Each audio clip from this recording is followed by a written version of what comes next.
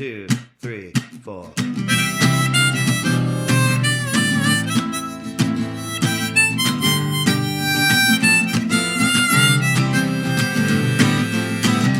Taking steps when the dust lifts up. Not many cars on the way. In the distance I hear spring run from a once forgotten bay. Yellow sun lily sets down on the pine cold of the rolling shields of land. With a backpack on my shoulder, trudging down the stones and sand. I was once so free and happy, and I could love to pass the time, and no one else could reach us. We were living our own lives. When you are young, you just don't see it coming, no matter what they tell you. In every sunset you see, to the walls of your mind.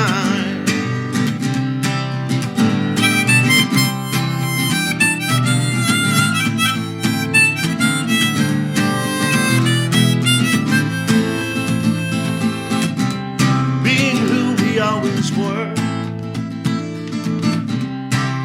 I was merely wise, tripping down to Happy Town, trading different smiles, stopping once to twist a cigarette, waiting for someone else to cry. I might think a while and wonder how much longer till I die. I was once so free and happy, and I could love to pass the time, and no one else could reach us. We were living our own lives.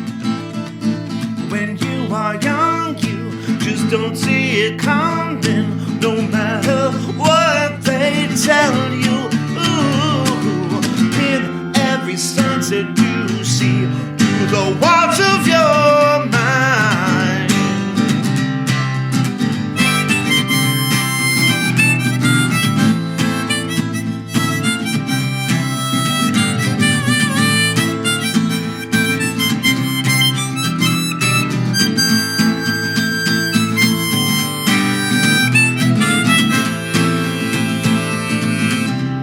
I was once so free and happy, and I could love to pass the time, and no one else could reach us. We were living our own lives. When you are young, you just don't see it coming, no matter what they tell you. In every sunset you see, through the walls of your mind.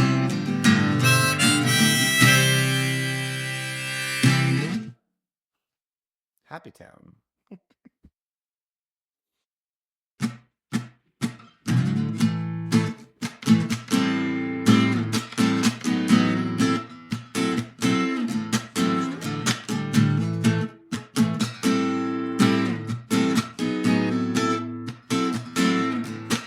If you had just one wish, tell me the truth now.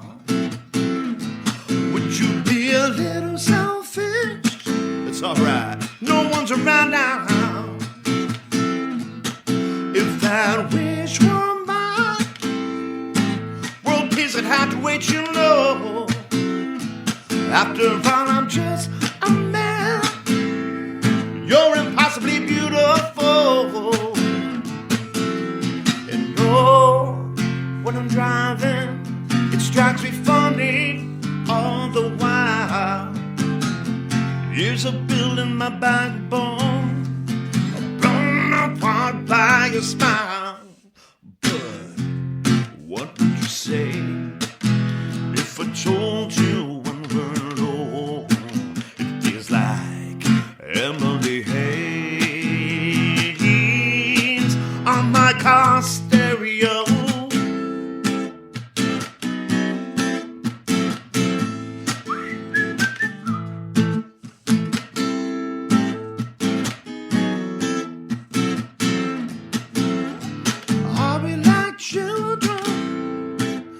Our innocence has died. Are we like lovers with one whose mind is just a little more than fried? If you were famous, world peace would have to wait your love. To me, you're already famous, so give a little while, just a little more. Yeah, oh, when I'm driving, it strikes me funny all the while. Years of building my backbone are blown apart by your smile. But what would you say if I told you when we're alone? It feels like Emily Hayes on my car stereo.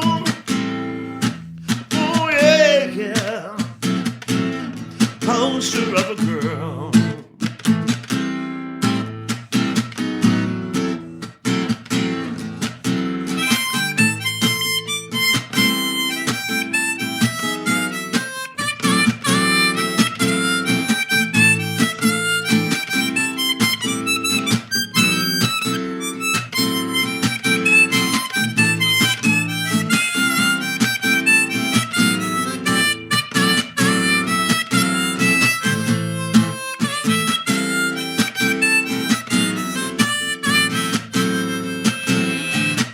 I never mentioned how you paint pictures in my mind. Yeah, when I count and tease you, your look of shock gets me perfectly high. You won't see it coming, but you won't really be surprised. Oh no, no, one of these nights, yeah, gonna kiss you deeply beneath the new moon sky. Sky, oh, when I'm driving, strikes me funny all the while. Years of building my backbone, blown apart by your smile.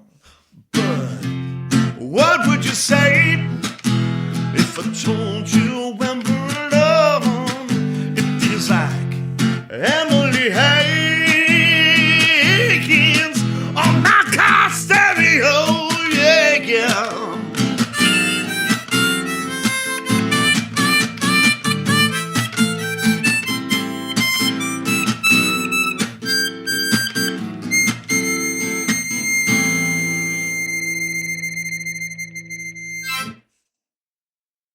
Hi, everybody. We're on air. Welcome to All Worn Out.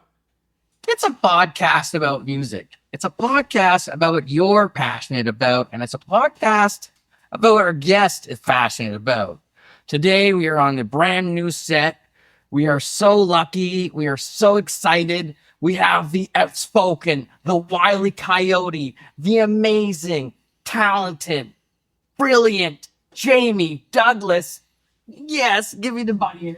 Ooh, yeah. No, this is Statue of Liberty. Yeah, there we go. New York. Hey, Manhattan. Look at it. It's worn. It's all worn out. Okay, That's true. That's true.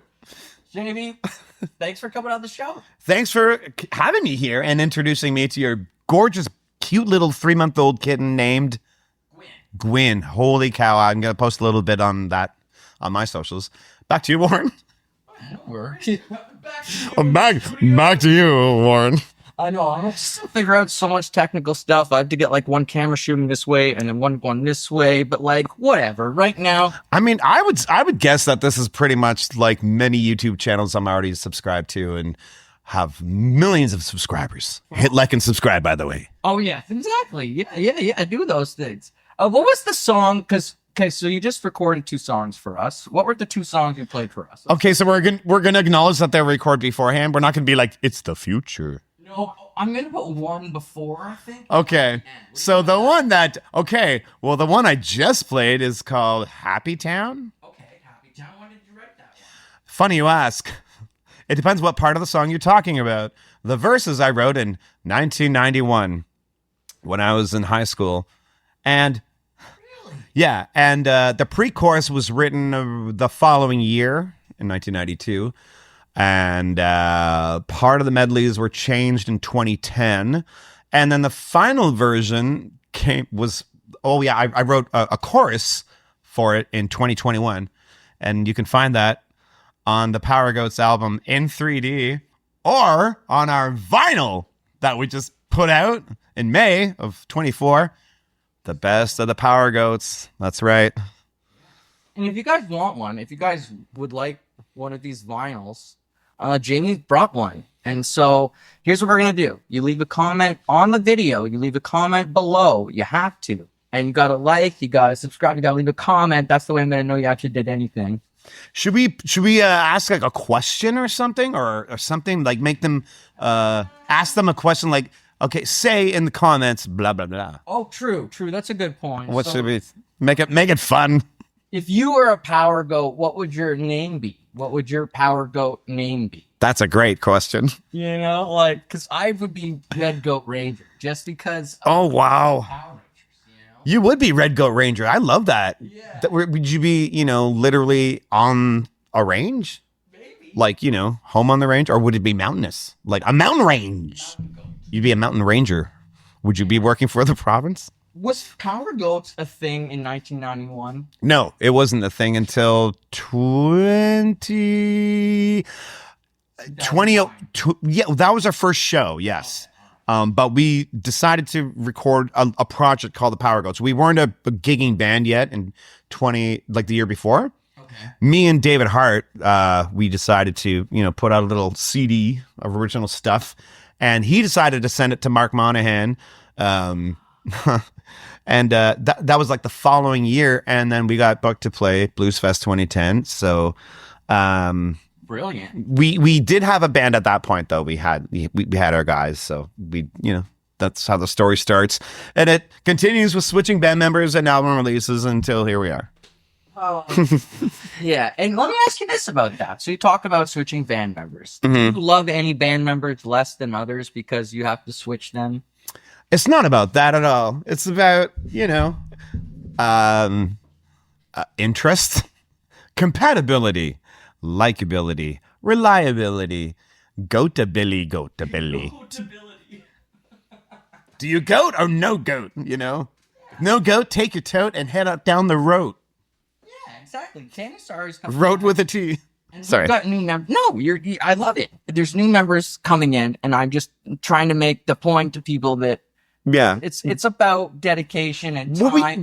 We've had the same lineup since 2020. Though. That's pretty wicked. So it's actually a long time, but those are COVID years, so they don't really feel like. But no, we've had the same, 5-piece lineup, and some people come in and out. We'll get like auxiliary people to join us on stage, guests, all that jazz. You know how it is. But I mean, it's generally a 5-piece band, and that's how the new stuff is recorded as such. And the new album that we're currently writing will be as well. Which one has the saxophone? Does a lot have saxophone? Zeke Gross he's on Brand Spanking Used. Also, All These Valentines. That's one of my favorite sax solos. He actually, Zeke loves to play. He loves to play live. But on that song, I'm like, there's a specific time where I want the sax to hit. I don't want to hear any sax before, like, right after that slows down to like a coda. And then I want an explosion of saxophone. I'm jealous of the sax in your songs. Like, dude, call Zeke. I'm sure he'd love to play with you guys. I really want to get some into a recording one dude, day. there's tons of sax players in Ottawa, man. Just reach out, man. I'm sure there's some watching that would love to play with Taming Sari. Hell yeah. Just saying. DC like has some sax come in a song, right? And it's epic. Like, Oh, yeah. a lot of bands too. Pink Floyd, Rolling Stones. Everybody. And like the bosses who Even the Beatles had it a few times. oh yeah. Hell yeah. Man, you're a big Beatles fan? I love the Beatles. Who isn't? Right. And I've had this discussion before with people where it's like if someone says like I don't like the Beatles, it's like, okay, well, they're gonna be all right. That's like saying I don't like pizza. It's true. It's weird. I'm sorry. It's weird. If that's you, you're weird. Sorry. Not my fault. Your parents. So I mean, when you made the Powergoats, did you know like this is my legacy band? This is where I'm gonna make my stand. Well, yeah. I mean, it was what I wanted to brand what I was doing at the time, and I wanted to make something that I knew I would enjoy continuing because it wasn't my first kind of foray into music. I came into music, and then I came out of it while I was doing the whole comedy kind of like all that other stuff, which no one talk about. No one cares about that. And so getting back in, it was like, I want a band. Like I was in my mid 30s at the time. So I'm like, I need something I can age into. Right. That's not alternative music. It's not metal. It's not pop. So it's, this genre of music that I love and have loved ever since I was a kid.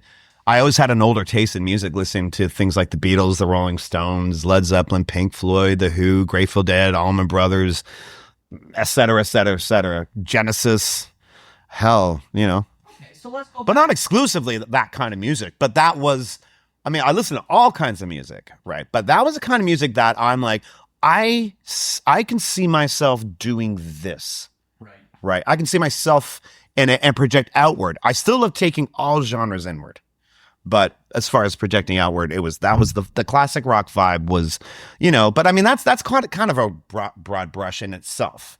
So I don't end up. I never want to end up like I'm repeating myself. But I also like making albums that don't all have songs that sound the same. I like different variety, like the albums of old that we enjoyed as kids or still do. Like I'm looking at your wall, I see Revolver, Yeah. Physical Graffiti. Like, come on, right there. That double album has like Bron Yor is the same band that did In My Time of Dying. That's the same band that did Black Country Woman. Like, they were all over the place. Like that. I love that. That's why I love Zeppelin albums, Rolling Stones albums, the great old albums. I look pretty into their albums. Yeah. I love it too. Still an album guy. You too, eh? I love albums too. And I think it's like the whole putting it together as a story all together. And you can just keep taking out layers. Yeah. Is as someone who's buying the end. And that's what I always loved about it. I think that's what people love about everything. Lord of the Rings, Star Wars. Yes. They love lore and they love being able to dig in with their imagination and explore different facets of lore. Like with Star Wars, for example, you've got, the classic movies, you've got the good video games, you've got audio dramas that you can sink your teeth into. If you're into role-playing games, I'm not, but that's your thing. It's another whole other blah, blah, blah.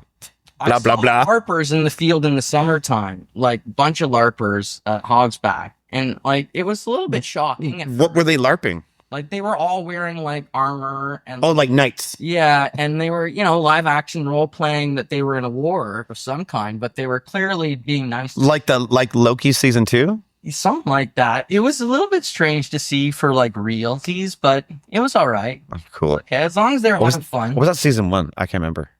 I don't even know if I watched Loki. I did. I like Marvel. I like the MCU. I like the pre-MCU movies. I love the X-Men Fox films. I liked back in the day. I didn't watch the Marvel animated stuff in the 90s. I didn't have a lot of time for anime. So the animation I did take in was all DC. Okay, right. Okay. It was all DC. Batman, Superman. Absolutely. Yeah. If we go way back, Kevin Conroy in my head. Where was Chewie Douglas born? Hamilton, Ontario. Oh. Yeah, I was born in the Hammer in the 70s, and youngest of 4 kids. Gen Xer, Atari age. I don't know. Loved music. Once I learned to work the stereo and started playing piano, my toys became less important and music kind of took over. Okay, so what's the first song that you can remember as a kid that like made Jamie Douglas go like, wow, music is like, it's amazing? That's tough to say. I'm going to say it probably was the Bee Gees. Yeah. They were everywhere, and their harmonies were everywhere, and the songwriting was there. And I wasn't old enough to know what fucking disco like backlash was. I didn't care. I didn't give a shit. I loved the Bee Gees because they had harmonies, and then my older sister had all these Beatle records. And I was just like, brah, and my mind exploded. You know, on TV, you'd see the movies like Yellow Submarine, A Hard Day's Night would play on like Sunday afternoon, kind of like, you know, yeah, I don't know. I just loved bands like that.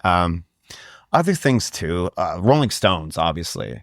So like would you- Simon and Garfunkel. Ooh, the harmonies. Simon and Garfunkel is like was one of my dad's. Same. My dad would Simon and Garfunkel, ABBA, Yeah. Bee Gees, Yeah. like later Neil Diamond, like when he became cool again for a little while, Yeah. like Forever in Blue Jeans, babe. Oh, sorry, no covers. It's okay. There was also Bruce was a cover. Coburn. They like a lot. Bruce Coburn. Yeah. Yes, the original Lovers in a Dangerous Time, by the way. Yeah. Nothing against Bare Naked Ladies version, but if you haven't heard the original, check it out. It's true. It's true. You should always check. It's worth a listen. I agree with that. Like sometimes remakes are. It has 5 chords instead of 3. It is a bit of a difference, isn't it? Oh yeah, it's got a halftime. Anyways, yeah, So you're the youngest of 4 kids, yeah. and so you said you were falling in love with the Bee Gees. Like, how old were you? Like, Oh, like old enough, like 3, 4. You know, like I was, you know, a very young age. You know, music was everywhere in my house. okay, And my dad's cousin, he had a piano in his house, and he moved out west, so we took the piano. And at 5 years old, my family tells me, like I taught myself how to play. The night we got the piano, my parents went out after, and my sister was babysitting. And by the time they came back, no, my sister wasn't babysitting. No, she wouldn't have been old enough. Anyways, doesn't matter. I taught myself to play the theme to Star Wars. okay. With 2 hands, like dun dun dun dun dun dun dun dun dun dun. Yes, when you're Yeah, five. yeah. And my parents were like, "What the hell's going on? What's with this kid?" So, what's with me? This is actually not a common story, but this is a story that's come across several times. And it's one of my stories. I would have been like same age as you, and we would have inherited a piano from my grandparents. Wow. And what happened is the movie came on. I was watching Free Willy. Oh no way. Now your song way better than mine. Hey, no, we can't help what decades we were born in. Yeah. You know, pop culture's pop culture, man. I go upstairs and I did the little jingle thing to it. You get same thing. The parents are going, "What? Why do you know that?" And we're just like, that's easy. Oh, like it's just you hear it, right? Oh yeah, for sure. It's the ear. It's the birth of that musical ear. And Maybe we're different from everybody else. a little bit. I think what happened is, Are musicians different? yeah. Answer the poll. Say below in the comments. The poll. Are you gonna do a real poll? Action poll? Why not? Okay. If you think musicians are different than other people, you gotta let us know. But So you're gonna have yes, no, and a third option. maybe. Me. Yes, no, and fuck you. No, Fuck you. That's all the musicians. That's how they were gonna vote. Someone's obviously gonna win. I mean, what I will say is, like, once the artist is born, then that ego is born, and then that makes me want to say, yes, our musicians are very different. Of course we are. We're very different. I was gonna say special, but no, we're different. Exactly. But I remember then doing piano lessons. Did you do piano lessons? Yeah, and I hated them, and I quit them because I couldn't stand them. Because I'm like, theory, no, I don't want some old lady telling me like to put my hands like we want kittens, not mittens. Like what? Yeah, I was like, get out of here. No. It was almost all by ear, except for in one exception. In high school, there were some particular songs I wanted to learn, so I hired another student who was all the way up in her conservatory to sort of help to what's the word? Help me out. I don't know. Hey, Point me in the right direction. I was trying to think of the word. A consultant fee. Oh, I like it. Hey, I've got this kind of brain. You have that one. How do I do this? So one of those things. Yeah. Yeah. It took me 3 weeks to properly play Bridge Over Troubled Water, like the recording. I didn't quit piano till the guy told me that he thought I had ADD. Like, I messed up a scale.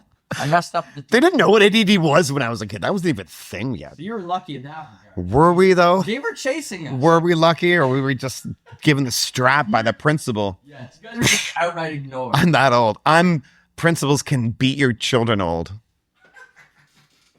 That's how old I am. Well, I mean, I've heard the stories, like my grandparents saying, like, "Oh yeah, in the old days, like if you had a problem, you go fight the principal." Like, you know, and really think you're that cool. Yeah. Go fight the principal outside. That's wild to think about. You know, it's like it can't. I went right to like, you know, Yeah, Western, but these guys were like taking their suit coat off. he's got a strap and you have a water gun. Yeah, exactly. So you were talking about Blues Fest. I played it in 2023, and it was a great moment for me. I really loved it, and I'm guessing it was the same for you. Yes, our first one was 2010, and I couldn't believe that we got accepted at that point. I mean, it was there were more stages back then, and they had remote stages, so they did have more of a local presence back in, I'd say, like 2010. They had the Hard Rock stage. We don't want to discuss about like the logistics of the festival. We can cut that part out. But anyways, no, it was a big deal, like for sure, because we were only around a year. Right. Like we'd only played like about, I think, 3 shows, like Elmdale, Rainbow, and Irene's. And then, you know, Blues Fest. It's like, wow. But it was, you know, it was a last Sunday, kind of like 1 p.m. kind of thing on the river stage. But that was still really cool. I mean, to us, it was everything. To be given a chance like that by, you know, Mark at the time, who he didn't know who I was, you know, and that was like really cool, man. And it was because Dave put the CD in the store before we had a band to play it on. Like, Blues Fest had this Blues Fest collective where they had CDs in the stores. And in 2008, when this ties back to before when we had our first CD, Dave submitted it for the Blues Fest collective where they put local shit in all these different record stores and other kind of stores. So there, I think like 15 locations where you could go into a store and like buy a fucking Powergoats CD from a band that wasn't a band yet. It was just demos. It was just home demos. Back then, I had no idea what the hell I was doing. Me neither, dude. I had no fucking clue what I was doing. I still don't. I still don't know. But my God, we're like parallels, man. Holy shit! Sure as hell did not know a damn thing back then. You learn so many hard lessons as a musician, and then you can take them however you want, right? Like, what have you learned, Warren? Well, there's the whole argument of, do I figure out how to record this by myself with my friends? Or do I take this to a producer and spend money? Or take this to an in-between? Like, right? This is the question. Those are things you struggle with. Those are decisions we struggle with all the time. At every turn of every decision we make because it involves other people. Mm-hmm. You know, unless you have your own record press. Be nice. You know, and you are your own producer who is blah, blah, blah, blah, blah, blah, blah. I mean, and also, you know, how you want to steer your career. Names are names, but are they worth it? Blah, blah, blah, blah, blah. We have our way of doing things, and we self-record.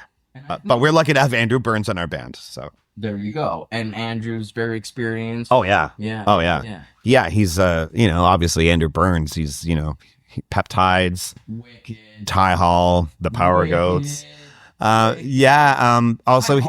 Also Andrew teaches guitar, bass, piano, drums, you know. Peptides are like, again, I've used that band as an example on here so many times as like one of the bands that taught me shit. Oh, really? Well, then I perform. If you look at the credits, you can like count the Peptides. Yeah, they're all. I think there's 6 out of 9 Peptides on this. Oh, wicked. Yeah. Because again, you play in certain shows or whatever with bands and the competitions or whatever the stupid thing might be. Mm-hmm. So like what we were doing was Jim Beam trying to get into Canadian Music Week. So it was like. Right. It was Tang Sari, it was the Peptides, it was Lamont Tang. Honest to goodness, I loved every single artist that night. All like, good, all amazing. All amazing bands. And your band is amazing too, dude. Thank you. And the Peptides were there like teaching us, like showing me like they beat us by 0.5, but man, it was more than 0.5 because like I was telling my bands, the choreography, the costumes, the way they mesh together and the way it reflects the music and it all just comes out together perfectly. I was just like, thank you. Like, I needed to see this level of effort. I need to see this level of care. Yeah. Because it inspires you so much. It really does. No, it for sure does. Absolutely. It was the same as like when I saw Crown Lands. Those guys just did so much work together individually. Like, that I was blown away. Like they drove their own van into the thing. They set everything up. They brought out their own rhinestone outfits that they wore. I mean, they're just insane decoration, and then sold all their own merch at the end of the night. Yeah, You know? Oh, for sure, yeah. So yeah, and you were one of those people, Jamie, back in the old days when I was an idiot, but I was doing my best, and I was coming from Chesterville, which was a town of 1,400. I know Chesterville. And I was kind of like recovering from being an idiot. But I mean, that took years to actually recover. Does it? When does it end? Well, I found in my 20s, I just was so self-destructive. Like, amazing that I didn't walk off of a plank somewhere. Right. Yeah. Well, I didn't get my shit really together till in my 30s. Yeah, and I'm in my late 30s, and I don't think my shit's together yet. But I don't think I'm like trying to destroy. No, you won't. But like you'll get to a point where you'll be like, yeah, man. When I made those changes in my life, like with Taming Sari and like this podcast, like your focus changes. You can pinpoint. You're like, okay, this string to this string. It's like there's an improvement. It's moving upward. Yeah, absolutely. Your quality of life and your contentment with what you do and your sense of achievement for personal reasons, and that's important and that's valuable. Yeah, I agree. And I respect the shit out of you, man. You're following your dream the same way, man. I mean, dude, seriously, absolutely, man. Good for you. I'm proud of you, dude. I remember meeting you. You were, God, it was a long time ago. We're at Nuremberg pub. So, Fabian. We were talking about this before. Oh, was it through Fabian? Fabian was a part of my early singing days too. AKA Funky Boink. Because Funky Boink was always doing the sound. Oh, I'm doing the sound over here. Wherever I was. Well, that's my best friend. So I can do that. Show was at Cajun Attic. Oh yes, that's where it was. It was fucking Cajun Attic. That was my first. Dude, that was like 2009? Yeah, something like that. Oh my God, that was over 15 years ago, dude. I know. And so. Holy shit, we're old. Well, I'm older. We're both old, but I mean, Fabian was doing cooking.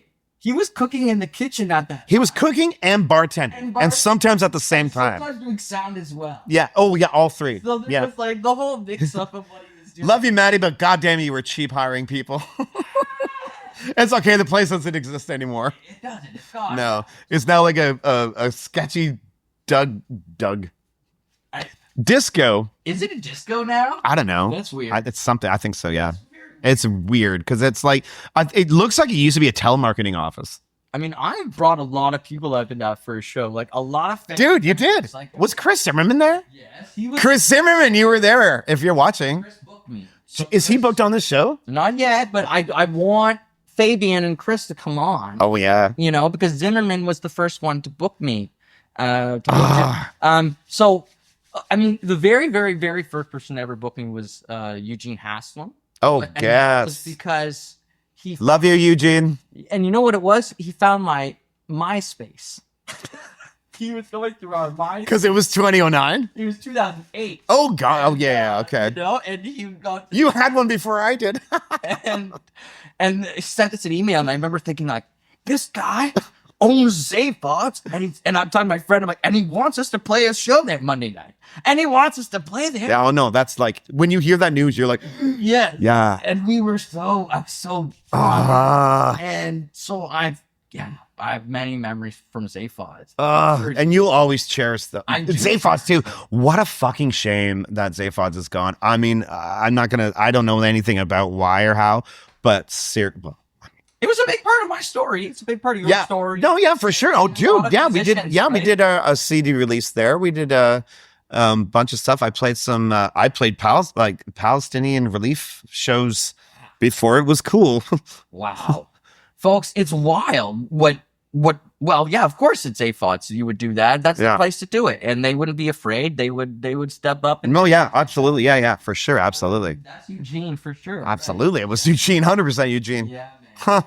I learned he was like our Yoda. And I was coming in at the end of it. Or Yoda he was. I feel blessed that he did that, but I never saw him at the club. So every time I went to the club, he wasn't there anymore. He was kind of moving out of being there. Yeah. And I'd always look for him, like, where is he? But no, he was never there on like nice bands were playing. Like he didn't. Well, I don't know. I never saw him, dude. Sorry, dude. At the end, I didn't. But I'm saying, like, I came in like 08, 09, and then things were starting to change more every year, I found at that point. And again, I try to explain to people that the scene, it wasn't that it was bad then, it was changed. You were kind of hitting at around the same time I was, in a way. Like, So like I said, or like you're just coming to Ottawa. yeah. Okay. I decided that I wanted to be a musician. I got picked out of theater school, and then I was like, okay. Oh, theater school guy right here. I used to teach improv. Oh yeah, man. Oh, Theater school in Toronto. So I got kicked out after like 6 months or whatever. theater people. It was brutal. And then afterwards I decided like I'd gotten a taste of singing and I loved it.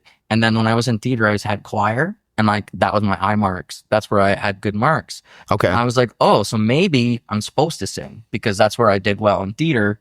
Just kind of worked out that way. But Well, yeah, because you're the front man. well, So you're the entertainer of the band. I like writing the script.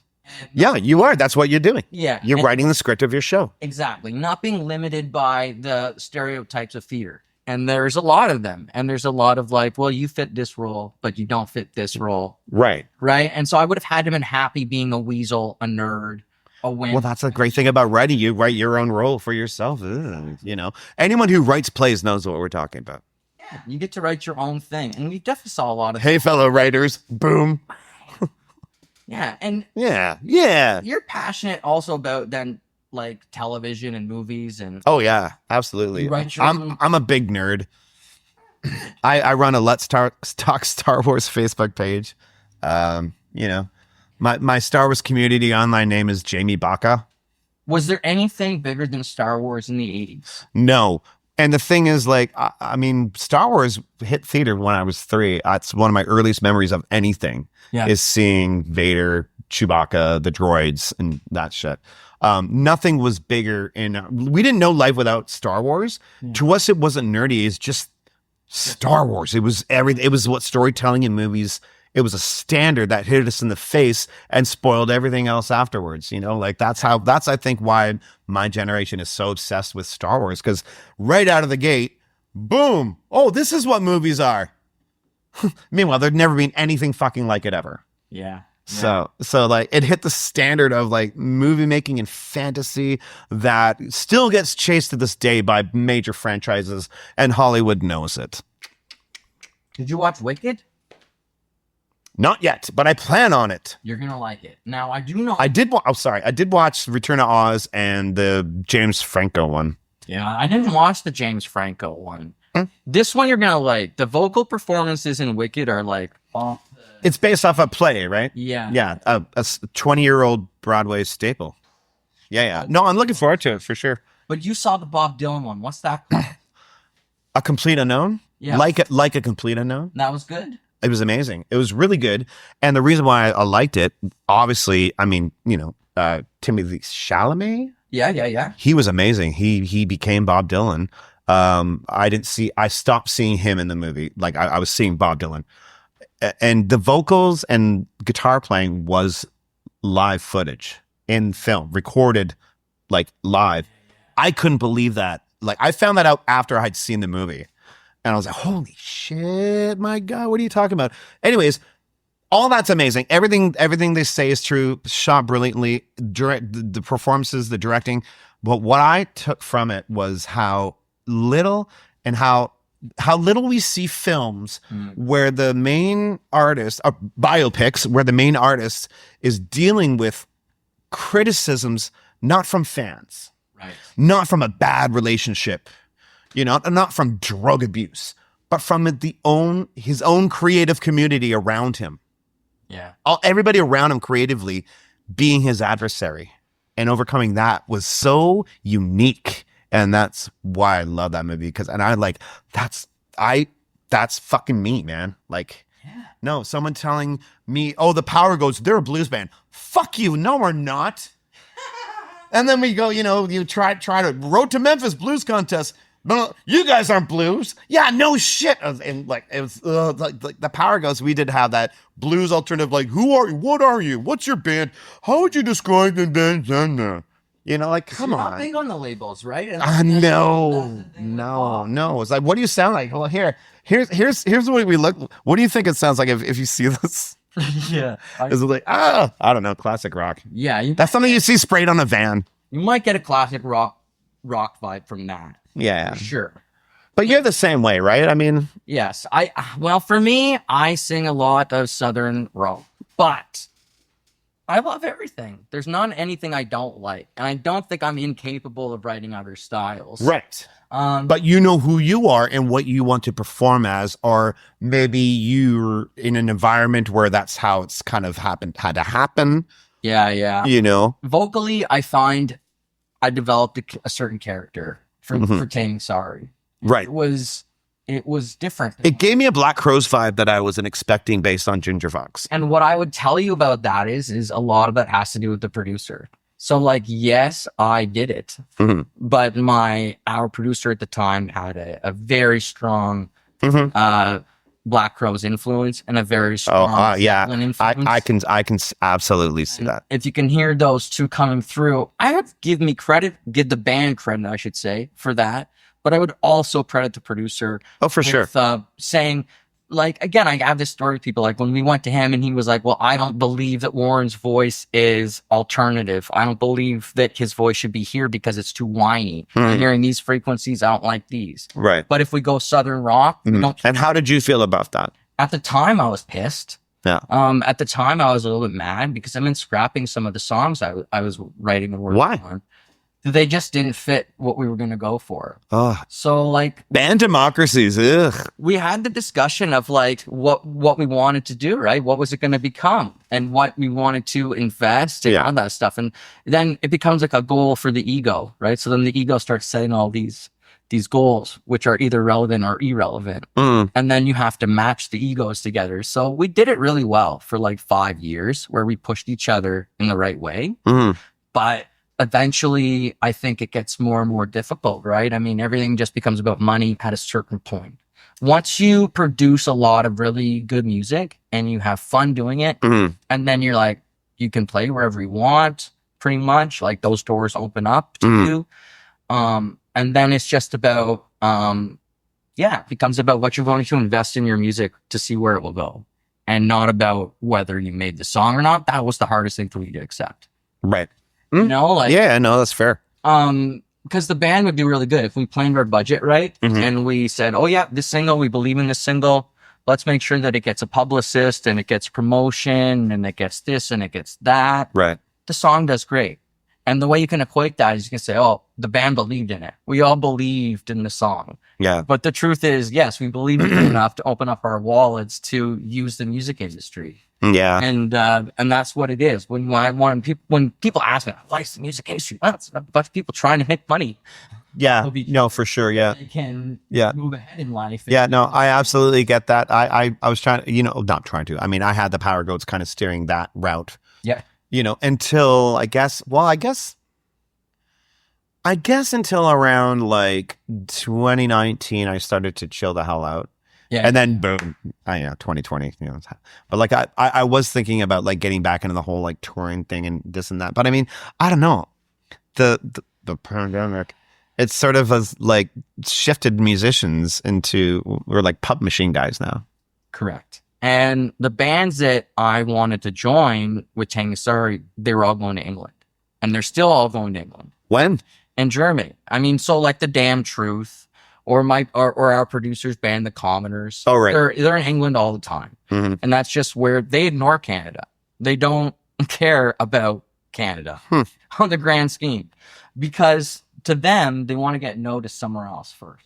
So they have different objectives of, right. It's like, well, hey, all the power to that, I guess. Everybody has their own ways and their own plans. And I know our band helped our producer's band do their dreams by us investing with them, that invested in them and so forth. And that's that's the industry. Like you have to know who you're helping out and how they're helping you. And so, like my dream would definitely be to get over to Germany or England, where it's like a sold out show every night for original music. And you don't really have to do promo work. Like you just, you show, because that's the stories that I'm getting is that people are showing up and they love it. People go out and they do this. And I want it to be here in Canada, because wouldn't it be great if people were going out to original music here? Yeah. You could speak to that.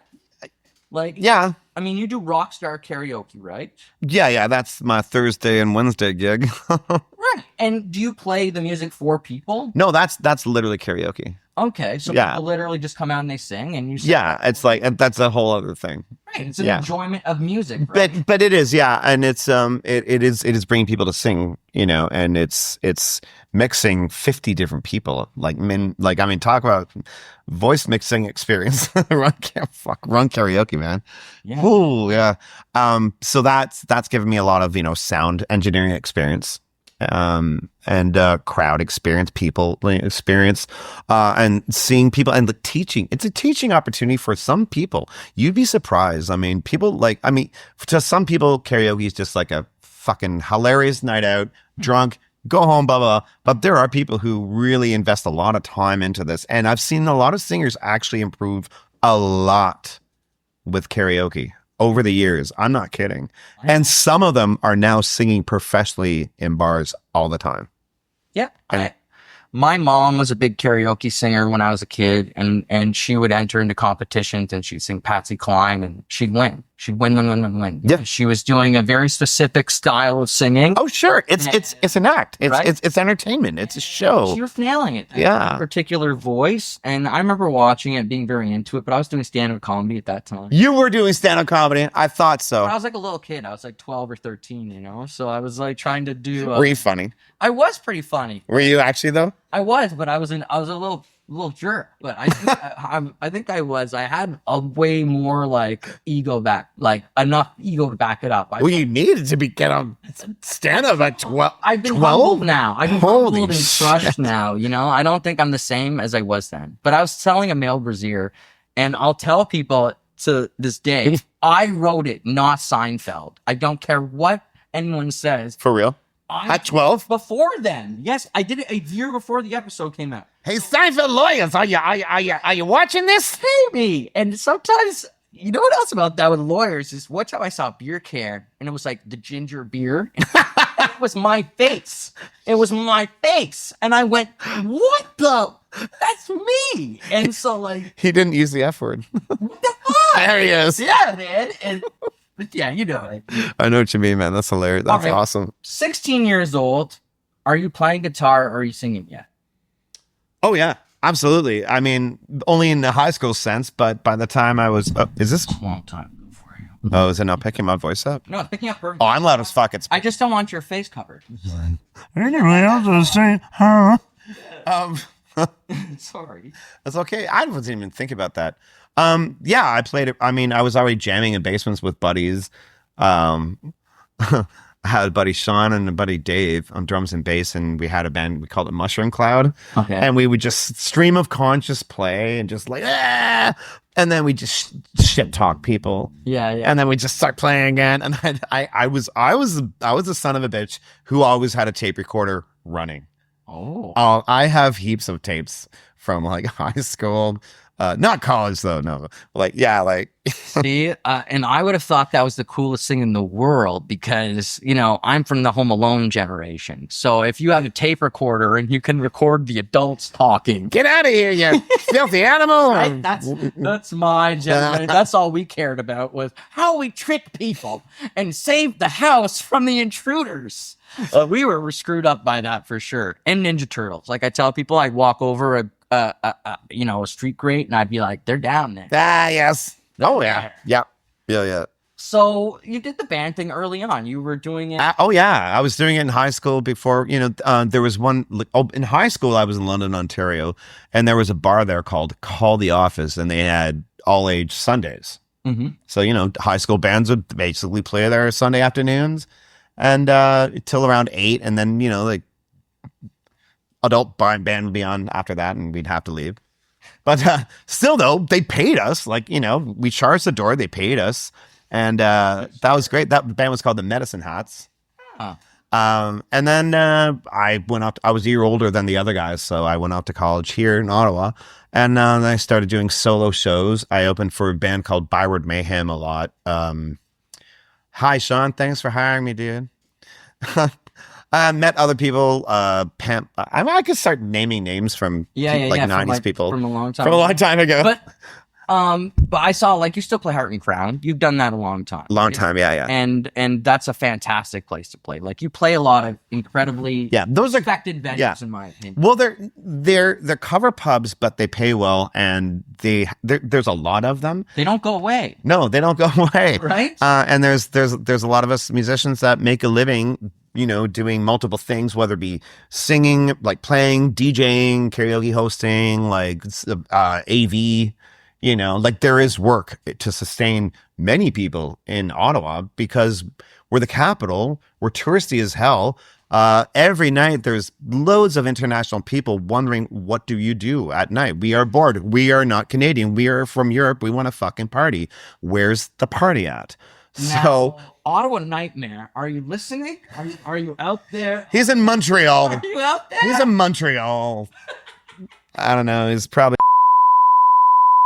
You're right. There's so much here in the city. Great stuff. Can you cut that out? What did you say? He's.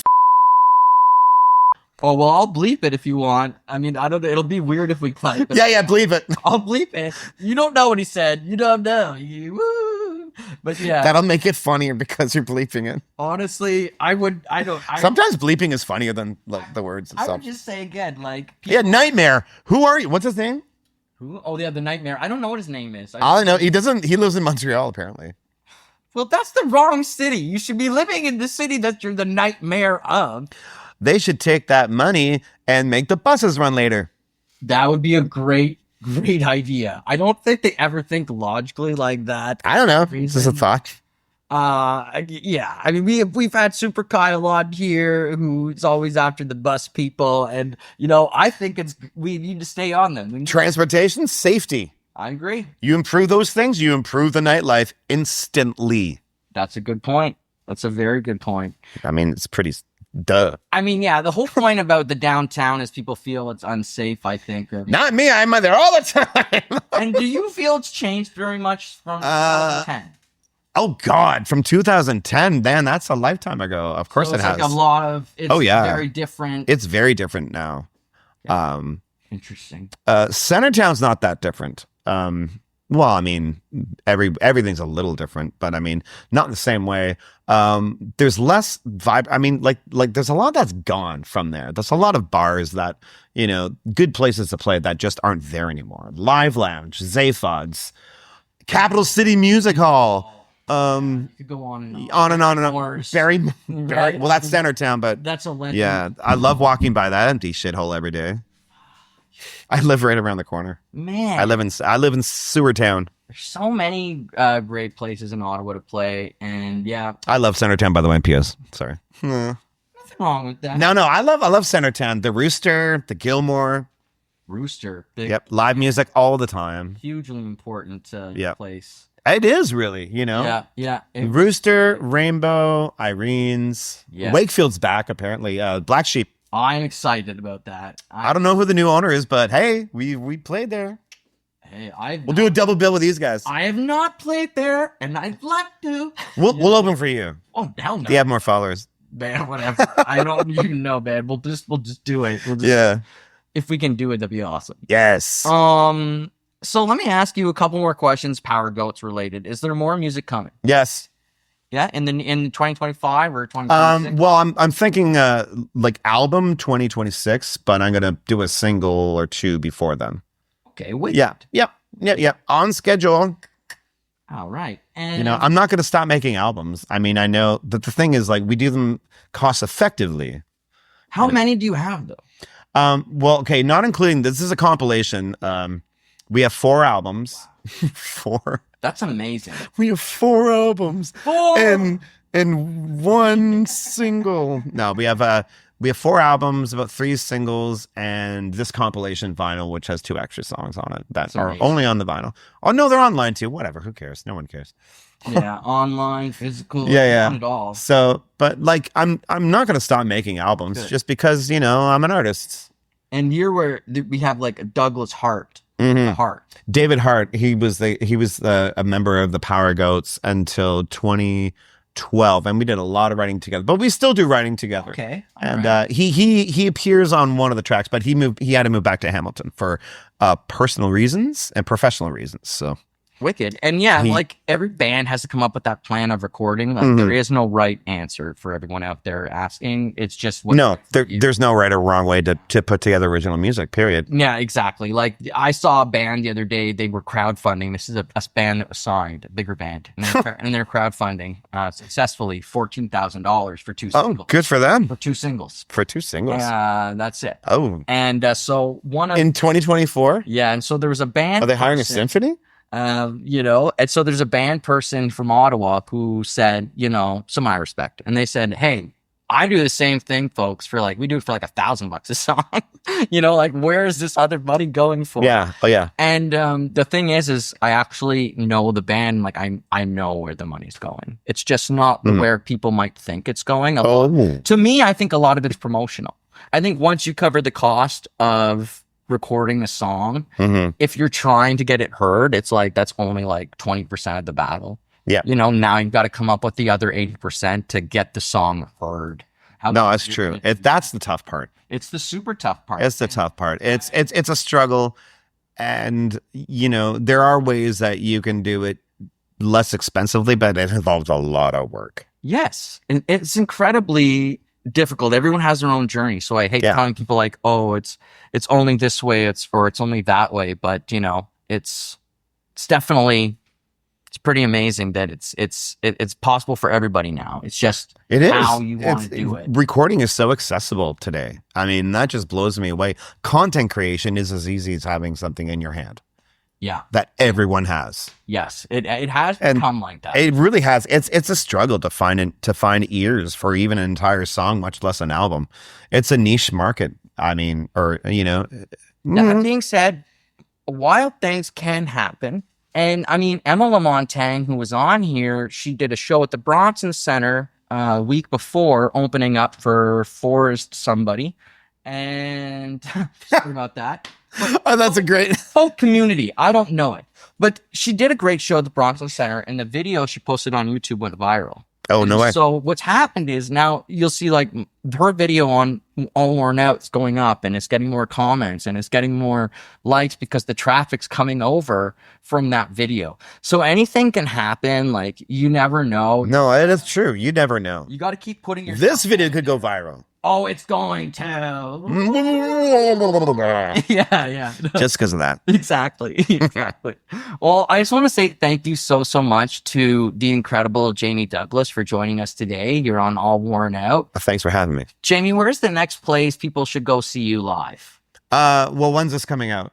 Well, if everything goes well tomorrow. Oh, okay. If not the day after. Then I'm at the Gilmore on Sunday, January 12th, 8 to 11, Heart and Crown Barwood Front Room, 9 p.m. to 1 a.m. Both of those are solo acoustic shows. Playing at the Point, if you're in Constance Bay, the Point Dining Lounge. My grandma lives. Oh, yeah, no way. Oh, yeah. Oh, dude, yeah, man. Well, hey, Good place. Yeah, that's the 17th of January. And for more shows, go to the Powergoats.com shows. And there's the Jamie Douglas shows and the Powergoats shows. There's a lot more Jamie Douglas shows than Powergoats shows. Well, that's the market. Yeah, that's right. That's right. And when you do see a Powergoat show, make sure you get out to it. Yeah, because I'm playing my own shit. Yeah, and you got to get out there and support it. And his own shit. Yeah, man. Taming Sari. Support original. Support original music. All the original music in Ottawa. Support it. And support the guys doing covers too. Yeah. I think it's equally important. Exactly. You have a few hours to kill, go to one of the pubs and see one of us jam it out there. There's a lot of us out there. Yes. Thank you so much to Jamie Douglas for joining us.